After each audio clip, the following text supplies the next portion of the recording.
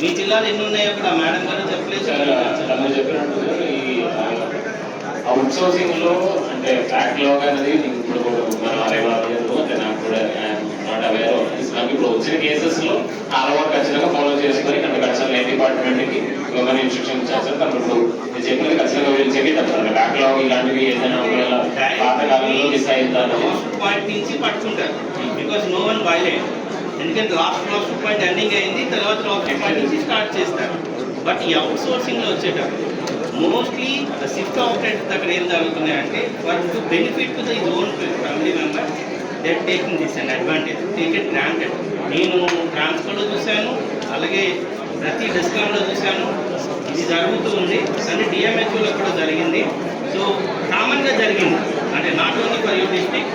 And same thing I just want to represent you. This is one thing, LD computer operator promotion మన దగ్గర చాలా రోజుల నుంచి pending. 4 years నుంచి violate చేస్తున్నారు సార్, అది ఒకటి పెండింగ్ ఉందండి. సో కావాల్స్తే మేము ఒకసారి సౌరభ్ సార్తో కూడా మాట్లాడతాము. అది మీ అండి ప్రపోజ్ చేసి పంపించగలిగితే ప్రిన్సిపల్ సెక్రటరీ